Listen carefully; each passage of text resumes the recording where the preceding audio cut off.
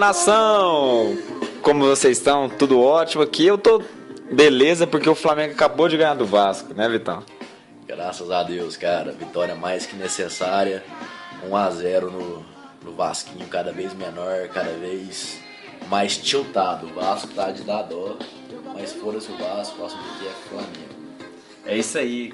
Galera, a gente teve em Uberlândia, a gente fez uns vídeos sobre o jogo que teve aqui, a gente conseguiu até entrevista exclusiva, assim, né, que o Victor fez umas perguntas, Léo Moura, o Wallace, e os caras responderam as nossas perguntas. Então dá uma olhada depois lá no youtube.com/podcast da nação, sem acento, sem nada, vocês sabem como é.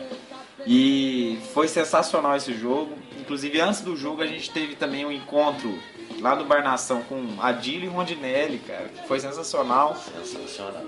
Eles estão fazendo isso no Brasil inteiro, né? E a gente teve a oportunidade de tirar foto, ele tocou o autógrafo dele na minha camisa.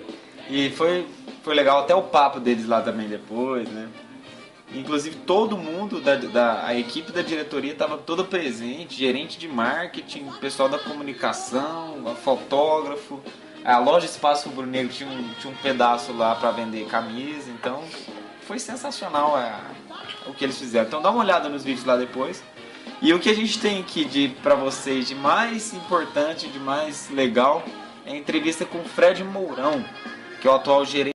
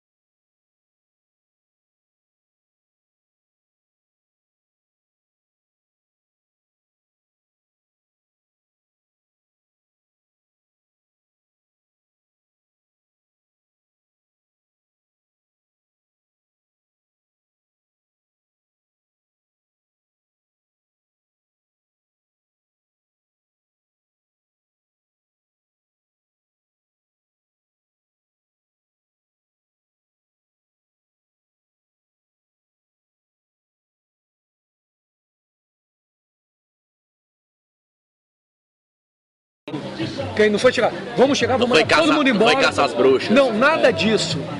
Porque tem muita gente que é profissional e é bom. Então por que eu vou mandar embora? A gente foi analisando, aí viu, não, esse aqui não encaixa. Esse aqui é bom. Caso a caso. Mas não encaixa. Esse aqui encaixa. Então foi ficando, entendeu? Foi trocando. Algumas pessoas ficaram, outras saíram. Ótimo. E agora quanto ao sócio torcedor, né? Acho que muita gente deve perguntar. Eu acho que é o que a galera mais quer saber. Como é que foi pensado o programa de sócio torcedor? Ele tá engavetado há muito tempo já, sim. Foi uma coisa que tiraram da gaveta e falaram assim, vamos fazer dessa vez. Não dá para estar engavetado há muito tempo porque a gente assumiu em janeiro. Mas assim, na cabeça de vocês já na cabeça já tinha algumas coisas que a gente conversava. E já existiam também algumas iniciativas anteriores, né? Mesmo das outras setorias, uma coisa parecida, não exatamente assim. O nome foi mantido. Ele já existia, mas era mal cuidado. As coisas no Flamengo aconteciam de uma maneira que alguém vinha com uma ideia muito legal. Aí falava, olha, o Flamengo pode ganhar 5 milhões com isso. Ótimo, então vamos assinar. Só que a outra ponta estava ganhando 50. Então, só para ter um exemplo, os contratos eram desequilibrados.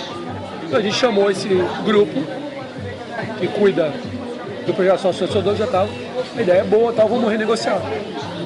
Sentamos para renegociar, fizemos o contrato mudou totalmente. Agora o Flamengo é dono do projeto e tem uma empresa que é essa, que é contratada para tocar o projeto. Certo. E ela tem responsabilidade sobre o número de sócios? Tem tudo, tem SLA para eles atingirem, tem tudo. Tem tudo.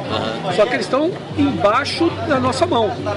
Sim. Tanto que agora, além deles estarem trabalhando embaixo, eles deixam de trabalhar lá no escritório dentro do centro da cidade e eles vão trazer eles para dentro da Gávea. Eles respondem para mim. Eu sou o gerente responsável pelo projeto sócio torcedor. Sou gerente de marketing e relacionamento. O Bruno é gerente de marketing e modelagem financeira. O Thiago é gerente de marketing e mídias sociais. Então, cada um tem bem divididas as suas.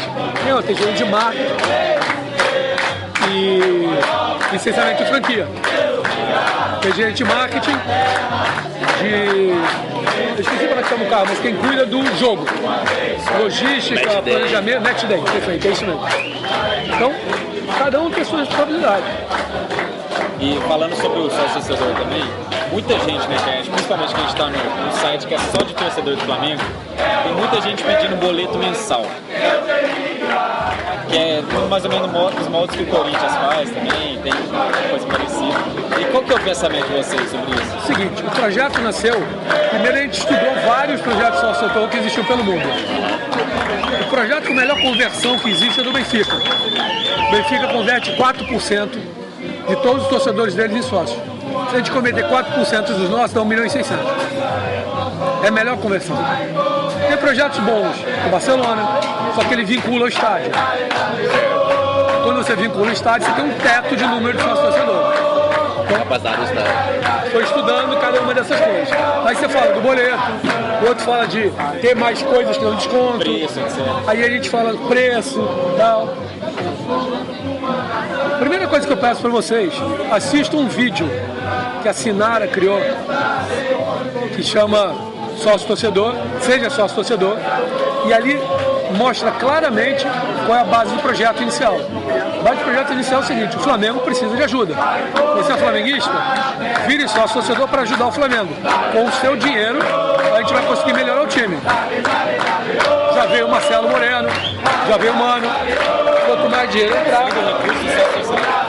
O projeto sócio torcedor já é o nosso terceiro maior patrocinador. O primeiro é a Adidas. Não, já passou e muito.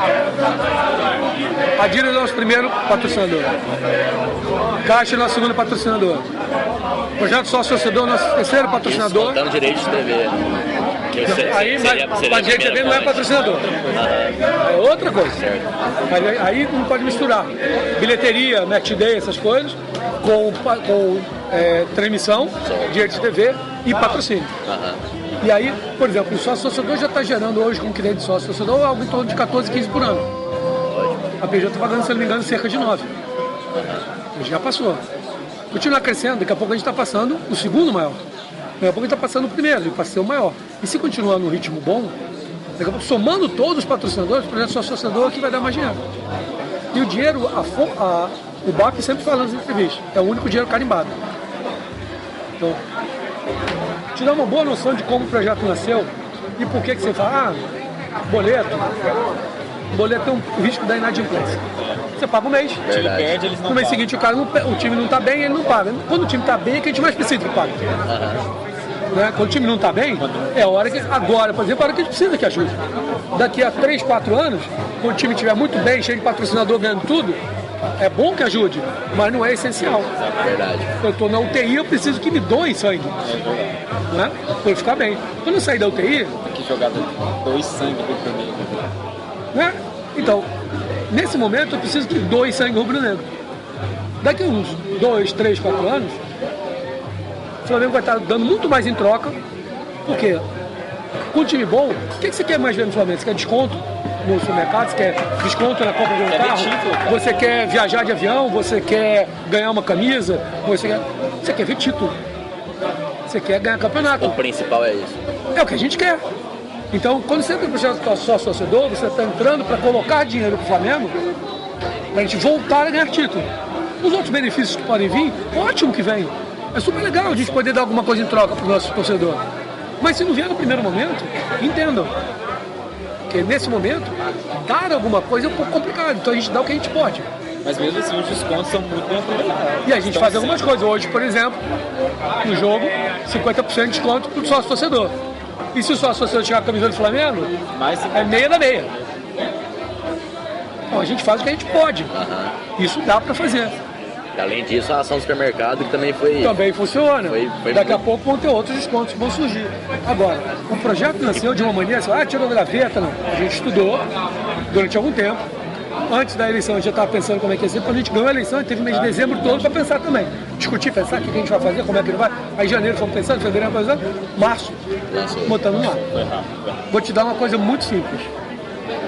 Você fez faculdade? Estou fazendo. Tá, você fez pós? Vai fazer?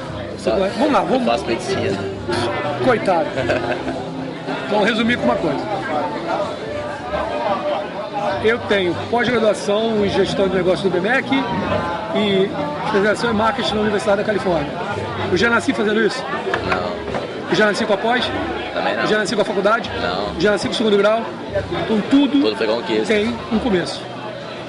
A gente lançou o produto e agora a gente vai aprimorando. Esse é o ponto. Então, ele vai amadurecendo, a gente vai aprimorando, a gente vai ver o que pode fazer de melhor. Tem umas sugestões que vieram, porque não faz venda de pré-pago. A pré-pago é complicado. Em cima dessa ideia, a gente já criou uma outra coisa que a gente vai lançar. Então, o que a gente vai lançar? Não vou dizer. Você perguntou do boleto. O boleto vai acontecer? Quando acontecer, você vai saber. Eu vou dizer, não, eu prometo que vai. Mas Aí tem não alguma coisa a ver? Porque eu escutei uma galera falando isso.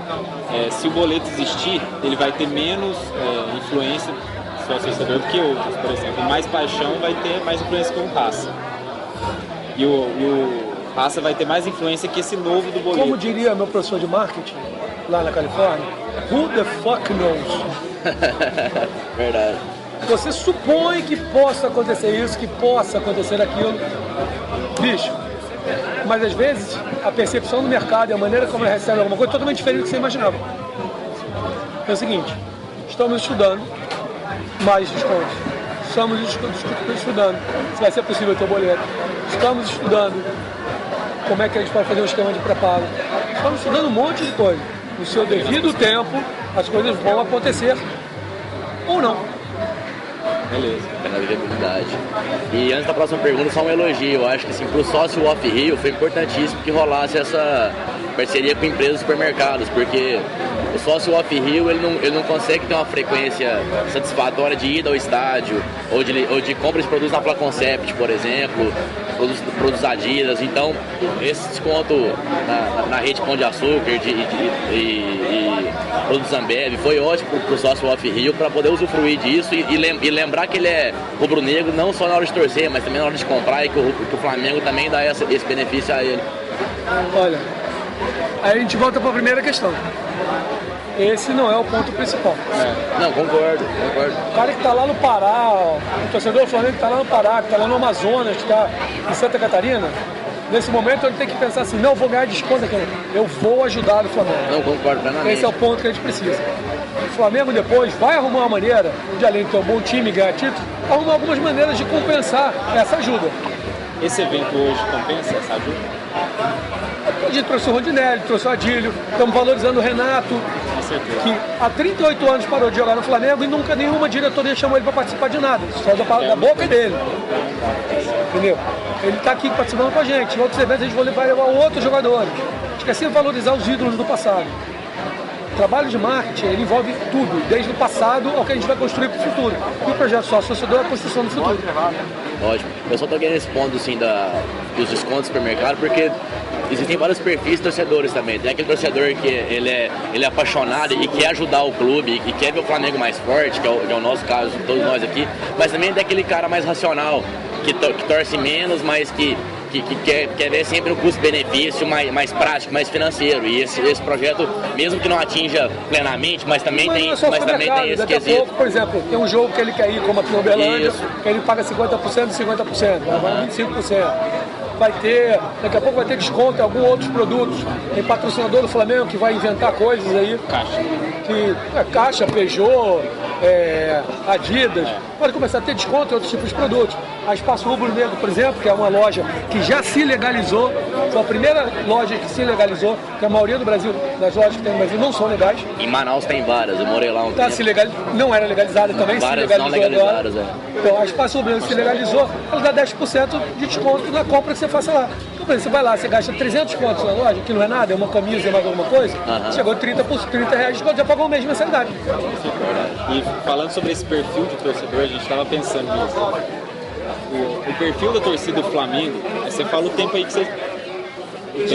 Peraí, só gente, aquele outro estava falando o que ele quer.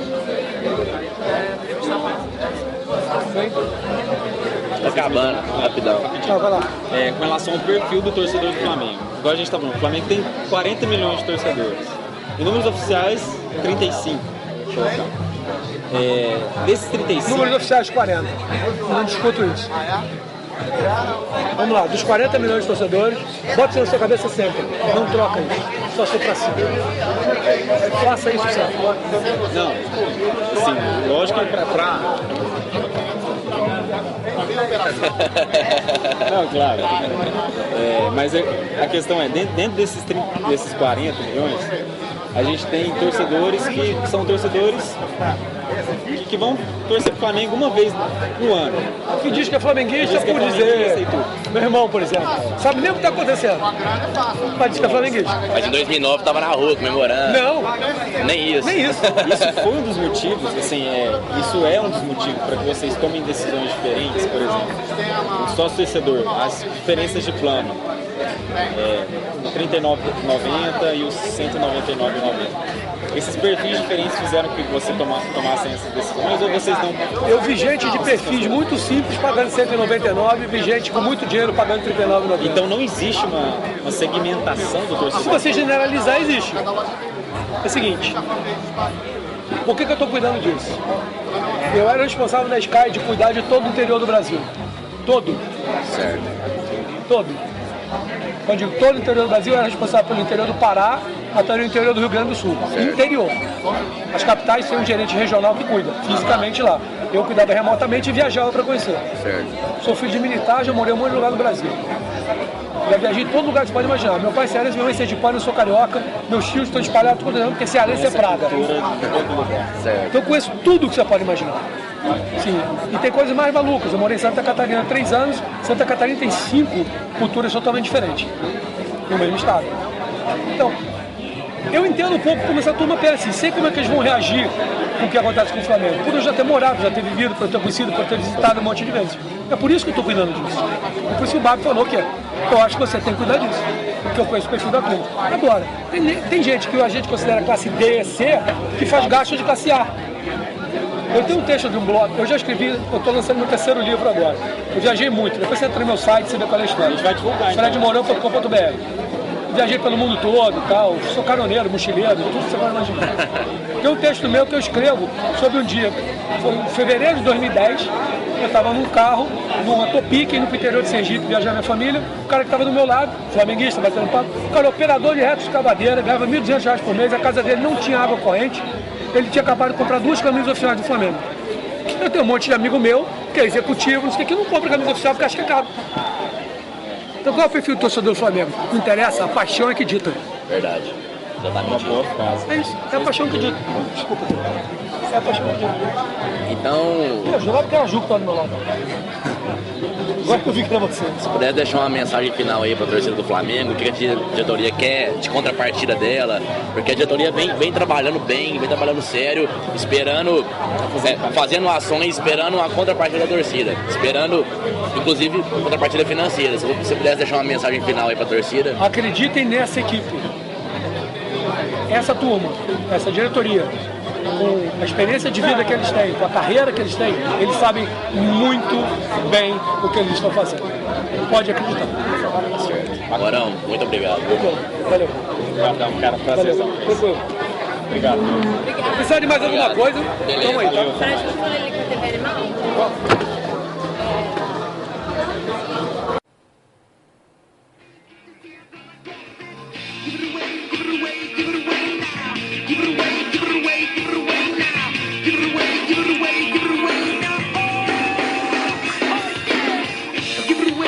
E aí, galera, gostaram da entrevista? Nada mais, nada menos que o gerente de marketing falando com a gente, né? E assim, o engraçado é que pra rolar essa entrevista, a galera achou até estranho, a galera da comunicação do Flamengo, porque assim, pra conseguir qualquer entrevista com qualquer, desde jogador até o presidente do Flamengo, passando pelo faxineiro ou por alguém do marketing, tem que rolar o aval da comunicação, e no caso do diretor de comunicação. Então, eu cheguei na galera do marketing, uma galera mais nova lá, que eu percebi que eram funcionários não tão graúdos. Falei que eu queria conversar com alguém do marketing, de preferência alguém da gerência do marketing, alguém que tivesse um cargo de gestor nessa área. Eles me apontaram o Fred Mourão. Eu fui falar com ele, ele falou que não poderia falar, só poderia falar se fosse autorizado. Tive que ir lá nas moças da comunicação, pedi pra elas, ligaram. Inclusive, que essas moças aí são demais. A gente não vai falar outras palavras por respeito aqui, mas senhora. são Não, mas o Flamengo escolhe mulheres maravilhosas. bem escolhido pra quem trabalha lá dentro.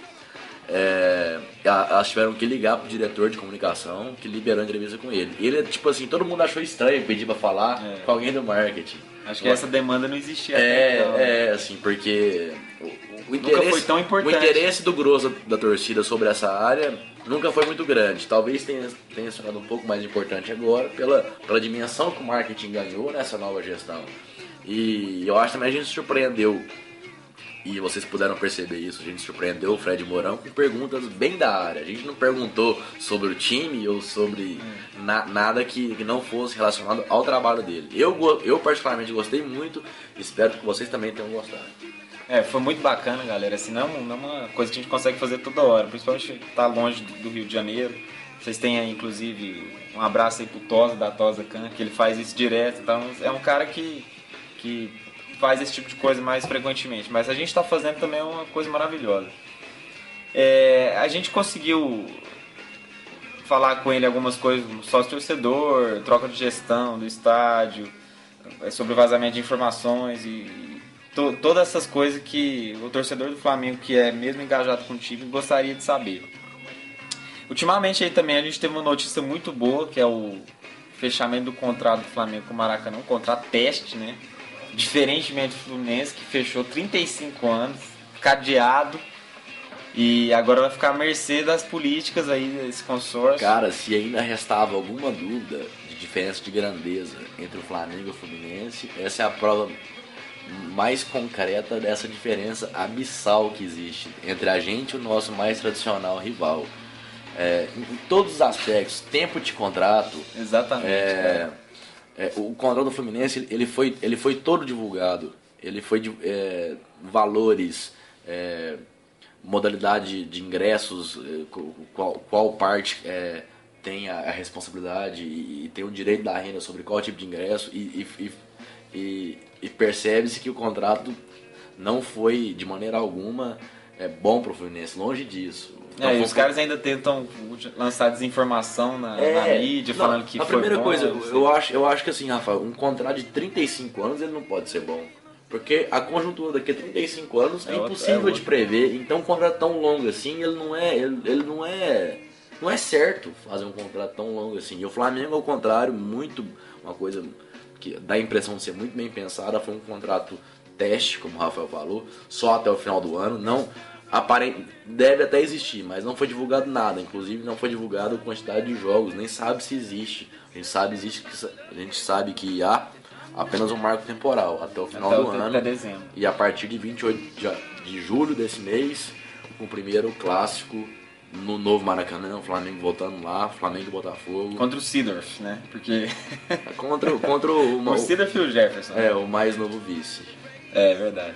E a gente também, falando sobre a pequenez do Fluminense, cara, você falou da conjuntura. Eles vão ter direito a 43 mil lugares atrás do gol. Até então as torcidas organizadas ficavam atrás do gol. Mas o Fluminense nem organizada direito que tem, cara, que vai no estádio. Então... E cara, isso é básico. Isso é básico porque, antes de tudo, é o ingresso menos procurado por ser atrás do gol. E segundo, que é o mais barato. Então, por esses dois motivos, já é horrível o contrato que eles fizeram. Vamos falar dessa vitória aqui, né? Que foi importante pro Flamengo, que estava na 18ª posição. Pulou para 11º e deu uma desafogada, né? Porque o Mano Menezes ali, como ele já fala, né? O tempo todo, aquela tranquilidade enorme, né? Ele precisa de tranquilidade para trabalhar, inclusive para colocar o estilo dele cada vez mais no time e tudo mais. A gente começou a ver indícios de que existe um time mesmo que ele está querendo formar. Ele está insistindo em alguns jogadores, no caso do Carlos Eduardo, por exemplo, e outros. Mas o que você esperava do jogo? Quando você começou o jogo, o que você esperava? Cara, eu realmente esperava que o Flamengo fosse dominar o jogo. Mais pela fragilidade do Vasco do que pelos méritos do Flamengo ultimamente. Contra o Curitiba foi um bom jogo, mas houve a reação do Curitiba. Que o jogo foi disputado, então no final você não pode falar que o empate foi não merecido, mas o Flamengo tinha o jogo na mão, mesmo que não merecesse ganhar por 2-0, mas jogava bem, tinha o jogo na mão e deixou empatado. Normal, isso acontece. O Flamengo talvez toma uma proporção no Flamengo maior. Acontece muito. Mas acontece, ainda mais em começo de trabalho. Depois contra o Asa, eu não gostei do jogo. O primeiro tempo foi horrível, mas ganhamos. O importante é isso. Então, assim, por esse histórico bastante recente de jogos nota 6,5 e pelo Vasco desfacelado e desorganizado do jeito que tal, eu realmente achava que o Flamengo ia dominar o jogo. Também não achava que seria uma goleada imensa. Porque é um clássico, né, apesar de tudo. Quanto ao Curitiba, não tem nem palavras pra falar, porque isso frustrou muito o cara que foi no estádio ver o jogo. Né? Imagina. E o estádio bastante cheio, né, cara? Hoje, por exemplo, a gente teve 61 mil pessoas que foram, né? 61, 62, deu 4 milhões de renda, 2 milhões para cada time. Aí você tira os 15%, né, do estádio, né, que eles vão pegar e... De quem administra. E aí a gente vai ter aí uns 1,5 milhão, mais ou menos líquido, pro Flamengo pagar todo mundo que tá precisando pagar, cara, e pro Vasco principalmente. O que é pagar. Ótimo, que mais uma vez só mostra o quão grande é o Flamengo e quanto ele pode botar a banca em empresas às quais ele quer se associar, entre elas o consórcio que gerencia o Maracanã, e também o quanto ele pode botar a banca nos seus rivais. O Vasco não precisava ter feito esse acordo, mas por reconhecer a importância de precisar de dinheiro, principalmente. Precisar de dinheiro e a relevância que o Flamengo teria na participação dessa bilheteria, que com certeza seria mais que a metade. Então, apesar de ser o mandante, aceitou esse acordo. Inclusive, foi até assim, o Flamengo, a equipe do Flamengo que organizou o jogo, né, e teve esse acordo com os times. E eles conseguiram imprimir no bilhete do jogo a imagem do Nação Rubro-Negra, do programa do Sócio Torcedor, cara. Ótimo. Então, assim, são coisas que essa diretoria vai fazendo quietinha e que vai... Cara, o que eu acho ótimo, cara, primeiro, ela não faz questão de divulgar e de se autopromover. Assim, isso vai acontecer. Tipo assim, eles tratam como uma obrigação fazer o melhor. E não querem se vangloriar disso. Então... É puro de uma diretoria muito empreendedora. Cara, quantas vezes no Brasil eu ouvi isso do visitante negociar com o mandante? Eu promovo o jogo, eu faço tudo que tem que fazer. O jogo. Eu organizo o jogo. Vamos rachar a renda? pro Vasco desfacelado, desorganizado. Isso é um bom negócio, um ótimo negócio. Foi um bom negócio. Eles não teriam condição de organizar tão bem quanto o Flamengo. É porque esse jogo aconteceria onde? São Januário.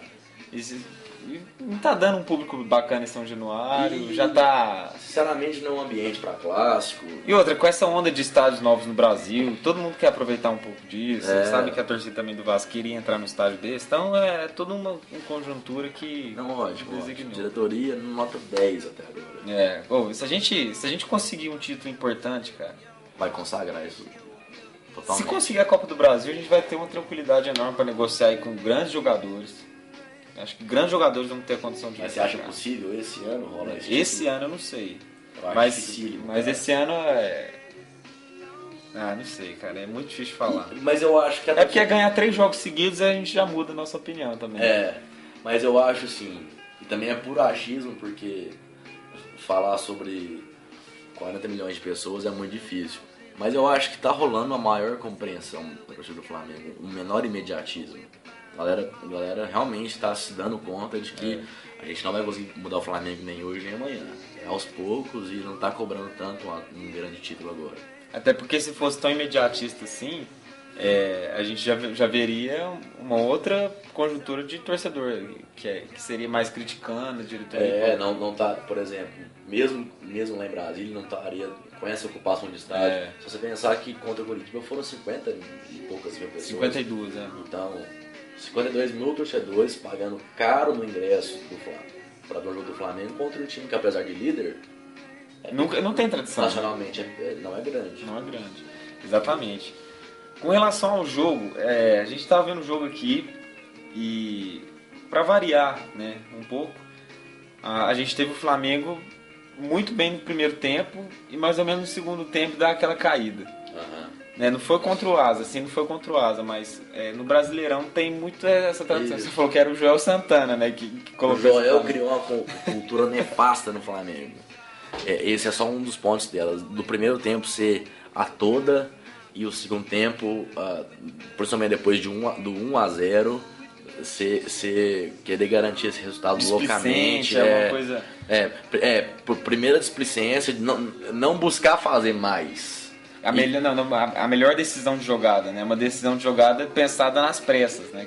Pensada com displicência, às pressas e não levando em conta, ter o controle do jogo. E sim, simplesmente continuar com 1-0. Não buscar fazer mais e também não buscar colocar o outro time na roda, por exemplo. 1-0 bastava. 1-0 era o fim, não era o meio, era o fim. Tinha que fazer 1-0. E depois era não tomar bico pra frente. A gente teve aí no primeiro tempo, o Flamengo veio com o Felipe, Léo Moura, o Wallace, Gonzalo, João Paulo, Cáceres, Elias, Gabriel, Paulinho, Carlos Eduardo e Marcelo Moreno. Que é o que eu acho que esse é o time que o Mano quer como titular mesmo. A gente percebe. Eu acho que esse time ele quer trabalhar para ele chegar mesmo. No segundo tempo ali saiu o Carlos Eduardo, entrou o Rafinha, né? Mas entrou o Nixon no lugar do Carlos Eduardo. Foi o primeiro. A primeira substituição foi o Carlos Eduardo saindo. Eu não consegui escutar se ele estava sendo vaiado ou não. Acho que não. Ele não jogou mal o primeiro tempo. Ele jogou bem. Razoável. Talvez dos jogos dele tenha sido um dos melhores. Com motivação, e batendo pra gol. Eu não vi ele chutando, cara. O pouco que eu lembro dele no Grêmio, ele chutava muito pro gol. Apesar de não ser... Ele chutou uma bola boa, foi uma defesa difícil. Exatamente, foi uma das defesas difíceis. O Globoesporte.com registra 3 defesas difíceis do goleiro do Vasco. Esse ninguém aí que eu nunca tinha ouvido falar, Diogo Silva. Então, o primeiro a sair foi o Carlos Eduardo para entrar o Nixon. O segundo a sair foi o Gabriel para entrar o Val, que eu não sei se vocês sabem, o Val é natural de Calicut, na Índia. Eu não sei ao certo a casta que ele é, mas ele é indiano, é uma informação até hoje pouco divulgada. Dizem que o Esporte Espetacular está fazendo uma matéria sobre isso, da origem dele lá na Índia, no navio cargueiro que ele veio pra cá. Dizem que ele é Dalit. Vocês podem ver pela fisionomia dele, bem moreno, cabelo bem preto, cabelo não muito bom. A cara meio barrosa, né? Barrosa, exatamente. Eu acho, na verdade, ele é o cara, assim, já se passou um tempo, aliás, ele aparenta ter uns 50 e poucos anos. Ele quem fez o Quem Quer Ser o Milionário e também fez o Aventuras de Pi. Só que ele fez há tanto tempo que ele era menino naquela época.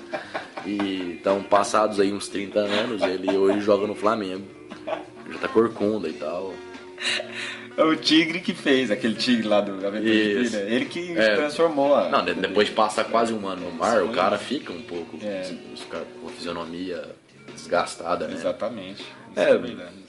Tem muita lógica nisso, cara. E pesquisem sobre isso, galera. Com certeza vocês vão ver bastante coisa. É um furo aqui que a gente tá dando, nem todo mundo sabe disso. O Vitão aqui tá falando que o Flamengo vem num 4-2-3-1. Explica aí pra gente. É o que eu percebo do Flamengo, assim, na minha percepção limitada, talvez um pouco viciada, talvez eu queira ver um 4-2-3-1, mas eu realmente acho que é. E hoje foi um pouco diferente. Cara, o Mano tem me agradado positivamente, me surpreendido positivamente com esse time do Flamengo, porque eu lembrava, por exemplo, da seleção, o último trabalho dele, que era um time muito engessado, era um 4-2-3-1, mas parece que era quase proibido que os jogadores saíssem na posição deles. A gente percebia muito isso pelos três meias, no caso. O Neymar, sobretudo, ele ficava sempre na esquerda e parece que ele era vetado que ele saísse dali. No Flamengo, eu achava que fosse acontecer isso, temia que acontecesse isso. Com o Jorginho já acontecia isso e foi o oposto. A gente vê uma dinâmica muito grande no Flamengo e uma troca não só entre os colegas de posição. Tipo, não se troca apenas entre os três meias, mas também verticalmente. O Elias, ele deixa de ser volante em alguns momentos e passa a ser um dos meios. O Carlos Eduardo volta para buscar a bola. O Cáceres, em alguns momentos, ele passa a ser um terceiro zagueiro. Libera um pouco mais o Léo Moura e o João Paulo. Então, a gente percebe que apesar do pouco tempo, isso também não é assim tão sincronizado, tão harmônico. Mas a gente percebe que há essa tentativa e o Flamengo vem jogo após jogo mostrando cada vez mais isso é ótimo, isso tem que acontecer. Um time que não for assim não vai obter sucesso. E é esse tipo de como fala, transformação do esquema tático, não no seu estilo geral, mas entre troca de jogadores de posição, isso daí faz com que a defesa do time fique totalmente perdida. Totalmente perdida. Porque geralmente o técnico, em alguns casos, ele fala, não, vamos fazer um individual, ou às vezes não, vamos fazer por zona. E aí às vezes um cara que tá marcando o Carlos Eduardo vai ter que subir demais, porque ele voltou, e o Elias vai chegar livre. O que aconteceu o Wallace? Chegou também sozinho porque não tinha ninguém marcando. Exatamente, e só porque o Cáceres também estava cobrindo ele, senão ele não tinha ido. E eu acho que, assim, tal. E se quiserem refutar que o Flamengo hoje foi um 4-2-3-1, ele talvez não tenha sido pelo ponto oposto que, por exemplo, o Globoesporte.com traz. O Globoesporte.com traz um 4-4-2 com o Paulinho de atacante. O Paulinho menos hoje foi atacante. Ele jogou, por exemplo, mais recuado que o Gabriel e o Carlos Eduardo, porque ele ficava muito atento às subidas do Ney, que era a melhor válvula de escape do Vasco hoje. Apesar de não ser nada demais, o Ney era o mais voluntarioso, o que saía mais, corria bastante, ele lembra um extraterrestre. E o ponto alto do jogo foi o lateral, que bateu lá no meio da área. Nossa. E correu 30 metros ali e parou. Tipo, é de se admirar. Foi quase reversão. Não, sem receber. Eu já, tipo, autoestima baixa por ser feio e tal, ser de outro planeta e dedicar tanto para um lateral, não é todo mundo que faz isso. Com certeza. Então, o Paulinho, ele muito atento às subidas do Ney, então não se preocupou só com o ataque. E ele tem essa característica, por já ter jogado como lateral, ele é atento a isso. Então, aquela que seria talvez a melhor saída de jogo do Vasco não aconteceu também. O Paulinho anulou um pouco o Ney, o que não é tão difícil, mas ele fez isso. O Flamengo aí teve uma posse de bola boa no primeiro tempo, conseguiu trocar uns passes legais, tinha jogadas que vinha triangulação.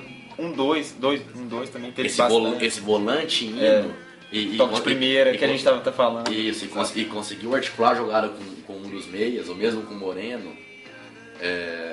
Isso conseguiu sair de uma forma assim, com o Jorginho era afobado isso. O volante vinha assim naquela dificuldade, dava aquela pedrada pro meio, pro Moreno, e o Moreno devolvia isso também na dificuldade. Não, hoje o Flamengo põe a bola no chão. E parece ter mais confiança. E aí o Moreno tá fazendo esse papel muito bem. Ele mata a bola, põe no chão, toca de lado ali no volante, passa, recebe e fica essa coisa que é boa pro Flamengo. E outra coisa importante no primeiro tempo foi o número de chutes. A gente não conseguiu achar tipo, a divisão de finalizações no primeiro e no segundo tempo, mas a impressão que deu que no primeiro tempo foi mais. Chegava-se ali na, fora da área. Chegava-se ali na proximidade da área, a primeira reação era chutar. A tendência ao chute. Né? Tendência ao chute. Se houvesse espaço aberto, o Elias chutou, o Carlos Eduardo deu um chute muito bom. Muito bom. O Paulinho chutou. O Moreno também numa jogada que ele inverteu com o Paulinho. O Paulinho virou centroavante. O Moreno bem em diagonal e também chutou. Verdade.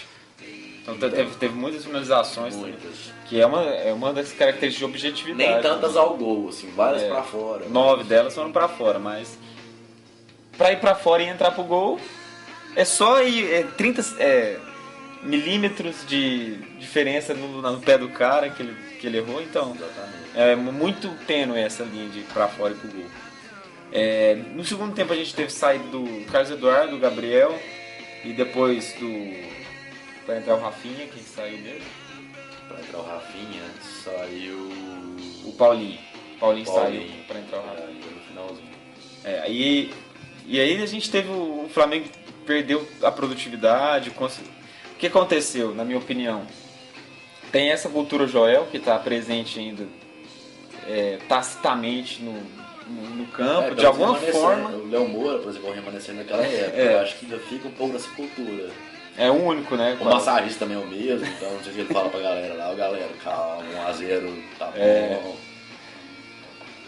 Tem isso também, mas eu acho que o Carlos Eduardo, principalmente, ele tava fazendo um papel muito bom de segurar o jogo, de manter a posse de bola no chão. Jogo, né? E até quando ele errava, assim, ele recuperava a bola rápido. Então, segurava ali, dava a importância em tomar uma decisão boa, né? Porque quando a gente vê um estilo vertical, igual como o Nixon tem, o estilo vertical de passar, toca ali, passa correndo para receber lá na frente e dar um chutinho ou tentar um chute fora da área, alguma coisa assim. E não é muito o estilo do Carlos Eduardo, ele prefere ensaboar a bola ali, às vezes dar um cruzamento. Esperar mais gente chegar.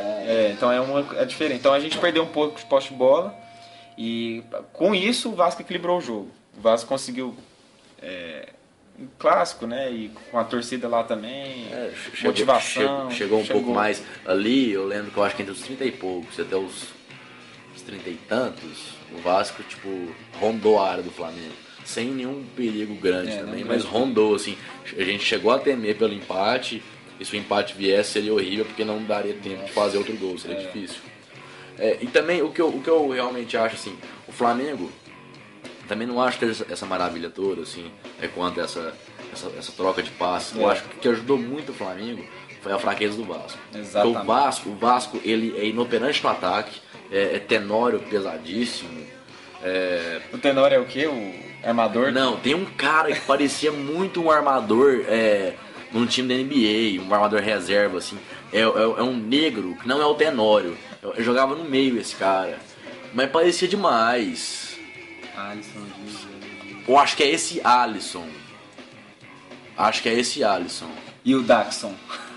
O Daxon fez a novela tem pouco tempo, pegou a Tessália. Meu pai me conta, ele viu a novela. Eu jogava lá no time do Divino, lá na novela. Eu não sei nada de novela. O time do Murilo Benício lá. E tá aí hoje no Vasco, né? Tipo, é só o mesmo nome, sabe? Não é o mesmo cara. Não, eu tô ligado. Não é possível, né? Então tinha esse cara, nossa, ele era muito o armador do Memphis Grizzlies. Ele era bastante negro, fortinho, assim, pinta de armador mesmo, da NBA. Só um fato engraçado. Então, o Vasco é pouco poder de ataque, o Éder Luiz, gente... Só ver que o Vasco, assim, não tá totalmente no fundo do poço porque demitiu o Carlos Alberto, né?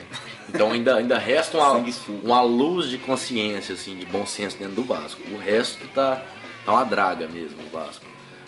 Então, era só o Éder Luiz correndo, assim, sem muita objetividade nem vontade. O Tenório sozinho não faz nada. O Wendel não jogou nada também. O Wendel, esse cara do Cruzeiro jogava tanto 10 anos atrás.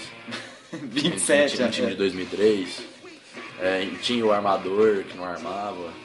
Enfim. Esse Felipe Bastos, né, eu nem sei direito quem é. O pode também Sandro Silva, acho que não, esse cara do Palmeiras, acho que não é esse.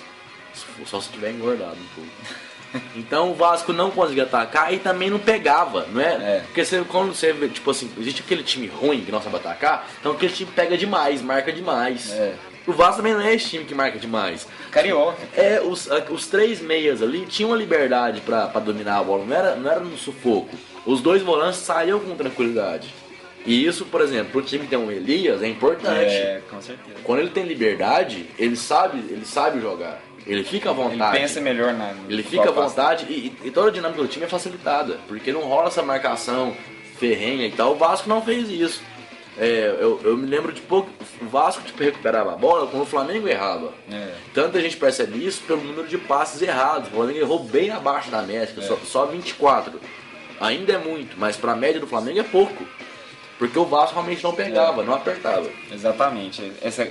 24 passes, é muito passe errado, cara, se for pensar. É passe errado. Mas o Flamengo tinha média de 38, 35, cara.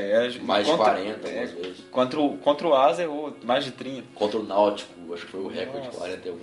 É muito passe errado. Então, considerando isso, a média foi... Esse número foi até bom. Só um... Nossa trilha sonora aqui, Red Hot Chili Peppers, hoje bacana, hein? Eu gosto muito. Bom demais. E a gente teve a entrada do Val também, cara. Cara, eu não consigo gostar do Val, velho. Eu já expliquei, né? Ele é de outra cultura, não é fácil adaptar. Passou por um tempo no interior paulista, mas de Calicut pra cá são 20 mil quilômetros. Muito sofrimento, né, cara? Talvez pudesse arrumar outro emprego pra ele no Flamengo, assim, ser manobrista de estacionamento. Ele ganhar menos, mas eu acho que é mais adequado. Val, cala a nossa boca, Val. Pelo amor de Deus. Aprende português. Pra começar, poderia. E, cara, foi muito bom ver o Flamengo jogando com essa vontade, assim. 60 mil pessoas no estádio, um clássico. O Moreno, cara, pra mim foi esse cara que teve mais vontade. Foi, no segundo tempo, no final dele, por exemplo, quando rolou esse momento do Vasco começar a rondar do Flamengo, você percebeu que rolou um pouco de comoção, assim, não, pelo amor de Deus, não, esse jogo a gente não pode deixar de ganhar. Então, você viu o Moreno voltando com tudo, recuperou as bolas ali, e com muita raça, quando ele tinha a bola, não queria perder por nada, foi pro canto do campo e tentava ganhar tempo. Quem também fez isso, quem entrou fez isso, o Nixon fez isso, o Paulinho fez demais até sair. Inclusive as saídas do Ney, né? Isso. As subidas do Ney, ele tanto também... que eu acho que ele cansou por isso. O Gabriel ficou um pouco sumido do jogo, cara. Ele foi importante nos passes ali, nas triangulações, ele chutou pro gol uma bola. Mas eu acho que ele ainda tá um pouco gripado, cara. Inclusive ele cansou mais rápido, mais fácil. E eu acho que isso rende até, tipo assim, uma discussão mais ampla sobre o futebol. Que eu acho que o 10 ele vai aparecer cada vez menos no futebol moderno. Porque o jogo é tão rápido e às vezes é tão direto que não tem essa em muitas jogadas não há essa necessidade de se parar e organizar. E o Gabriel, ele não é rápido. Mas a gente teve uma jogada de velocidade, assim, velocidade não de corrida. Certo. De corrida. Ele tem uma velocidade de pensamento dele conseguir disputar aquela bola e tocar pro Wallace. Que o Wallace estava subindo, o Wallace tocou pra ele disputou a bola, deu um toquinho na bola. Ele foi o Elias, cara. Foi o Gabriel. Foi o Elias. Na hora do gol? Foi o Elias. Sério. Vamos ver aqui. Vamos ver o lance do gol aí. Vamos ver ele mudo. Avança aqui no gol. Pode, passa aqui embaixo.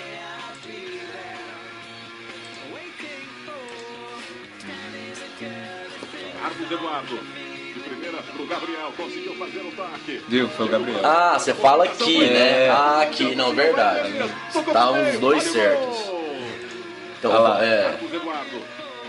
Foi um toquinho muito sutil, ele pensou rápido. É porque eu não lembrava disso. Pra mim a jogada tinha sido toda do Wallace. Não, o Wallace foi saindo e alguém cortou, a bola foi pro lateral. Olha, o Wallace saiu, tocou pro Carlos Eduardo. Aí o Cadu bateu o lateral pro Gabriel, que assim, já viu o Wallace passando e num toquinho já mandou. Quer ver? Olha aí pra você ver. Carlos Foi um Eduardo. lateral. Pela segunda vez eu errei, não foi um lateral. O Carlos Eduardo viu o Gabriel rapidão, já viu o Wallace passando. Foi muito rápido, eu achei. E foi sem esse toquinho não teria rolado o gol.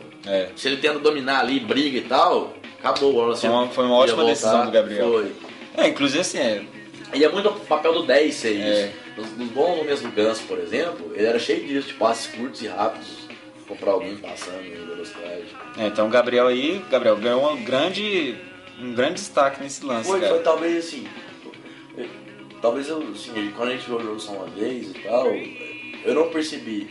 Primeiro, o Elias eu vi ele pouco no jogo. E o Gabriel também nem tanto, mas igual, no lance Olhando mesmo, os dois participaram bastante. É isso aí, galera. Então,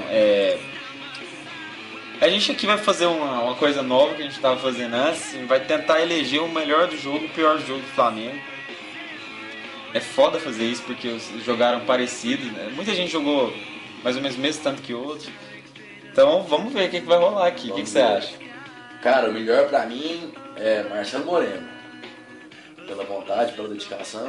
Tanto que, por exemplo, no Cartola não pontuou tanto, não foi nem 5 pontos. Quer dizer que Mas isso não quer dizer que ele não jogou. Cara. Porque assim, o Cartola conta chutes a gol, cabeçada, finalizações no caso, gols principalmente, chute na trave, e passe certo menos e tal. Mas no médio, quanto o cara correu, quanto o cara se esforçou, quanto o cara se sacrificou pelo time. O papel de atrair a marcação, principalmente. Atrair a marcação, tá bem posicionado. Eu vi o Moreno sempre bem posicionado. Naqueles cruzamentos que o lateral adversário sofre, que sempre pega nele, dói, né? E o João Paulo e o Léo Moura fazem muito. Castigam bastante. Só burdoada no lateral adversário, acerta. O Moreno sempre dá um lugar certo. O segundo pau, preparado pra cabeçada, é um fundamento que ele faz muito bem. Ele cabeceou no ar 2 vezes, que se a bola visse pra ele, era caixa. Então, eu acho que isso é importante. Não dá pra analisar o jogo simplesmente por quem fez o gol ou quem chutou uma bola muito perto. O Moreno no todo, eu vi ele jogar. Ele fez a escolha certa quase todas as vezes. Isso, então, ele teve uma boa média de boas decisões. E no final, a iniciativa dele de sair lá da frente, teve uma vez que ele recuperou a bola, tipo assim, já depois do círculo central no campo de defesa, porque ele deu com tudo e tomou a bola. Eu acho que isso contagiou um pouco o time.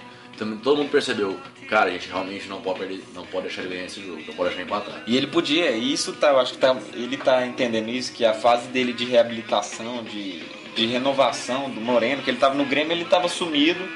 Eu acho que ele quer fazer o Flamengo também, que tava sumido, começar a se renovar, se reabilitar. Então eu acho que tem essa coisa pessoal ligada também. Verdade, é ótimo que seja assim.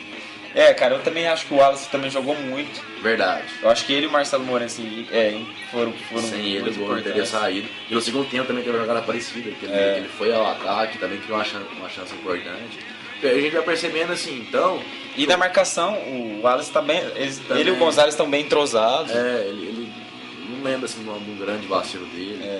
Esse jogo ele não teve grandes problemas. Mas o problema, igual a gente fala, né? Agora tá sem seleção, né? Não tá tendo tantos jogos da seleção da Bolívia.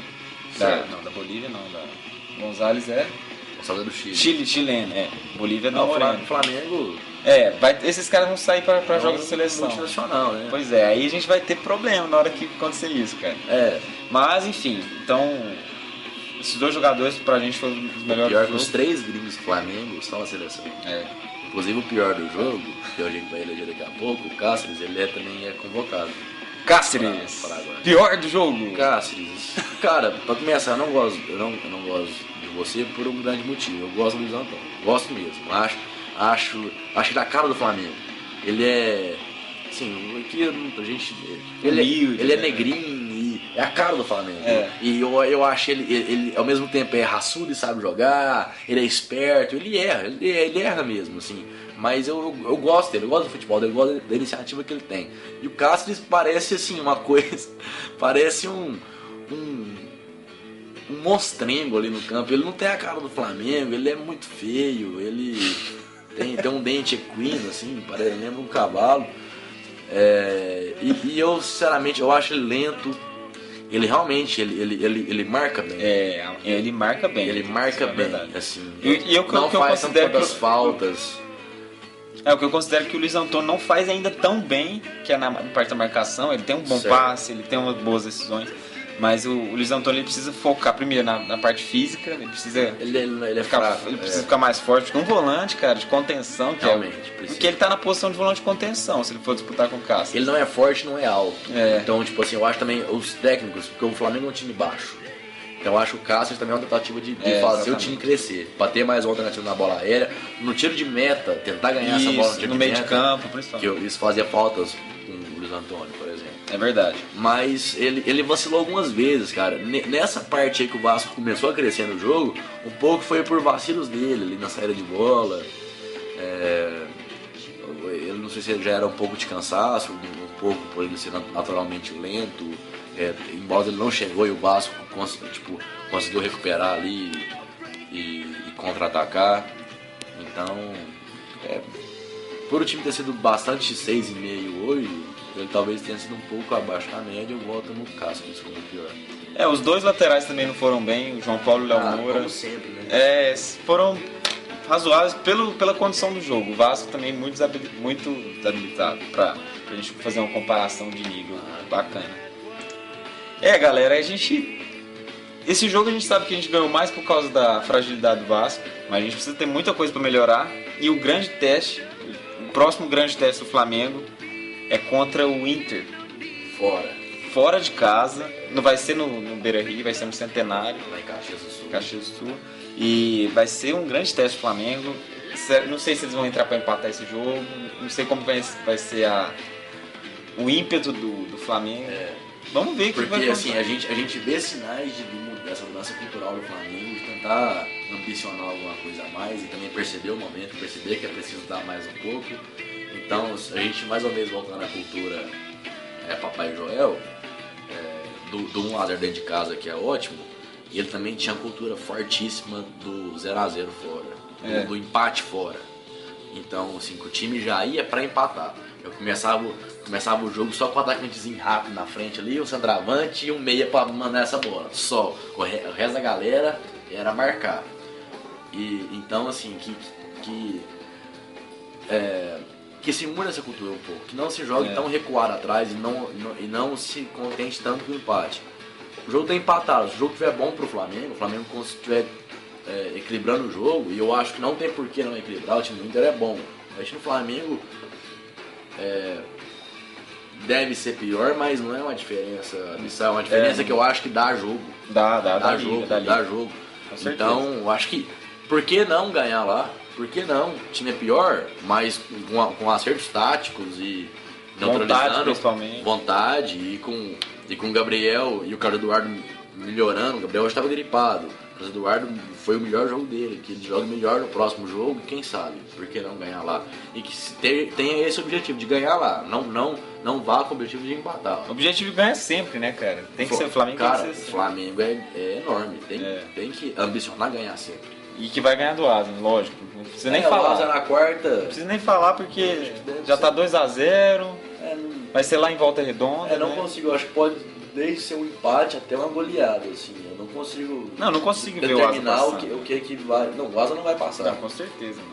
Não é possível, né? Não sei o que vai rolar, mas assim, o Flamengo vai passar e deve ser o Inter na próxima fase da Copa do Brasil. E é nossa, grande coisa, então esse jogo vai ser cada vez mais importante. E um jogo tem um pouco de história, Andrezinho, né? velho. Nossa senhora. Já vai vir na memória. Nossa, não é nem. Mas depois a gente fala disso. Não pode ser no Maracanã, né? Esse jogo. Não vai ser, né? Não, mas aquele gol, cara. Aquele gol foi no Beira-Rio, aquele gol. Aquele gol foi fora. Foi fora, é verdade. Camisa branca. Verdade. Aquele gol foi fora. O Bruno, antes de ter pitbulls e tal, né? Ele só viu a bola entrando. Galera, então é isso. A gente fica por aqui. Nós vamos tentar fazer o podcast desse Flamengo e Inter, depois do Flamengo e Inter, porque o Asa dispensa comentário, mas não tem nada pra falar. Né? E pra falar desse jogão que vai ser lá. E também pra eventuais notícias que forem sair aí. Será que a gente vai ter algum reforço? Será que vai rolar alguma coisa? Leandro Castan por exemplo, o Adrian Martinez estava certo e não veio. Então, Leandro Castan, acho que seria bom se viesse, bom mesmo. Mas eu acho que ele não vem porque o Roma quer vender ele, não quer nenhum tipo de contrato de empréstimo.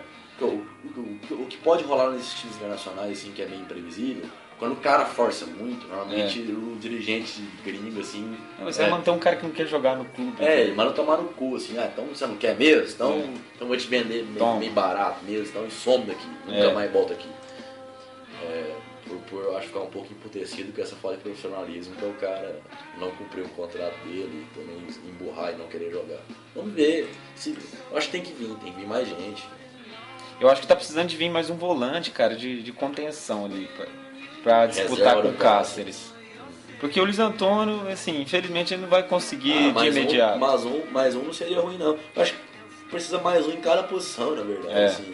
Falta, tanto que no jogo contra o Asa, em que não jogaram Gabriel e Carlos Eduardo, nossa senhora, o nosso amigo de Calicut aí foi titular, o Val, nossa. Então é isso, galera, a gente fica por aqui ao som de Red Hot Chili Peppers.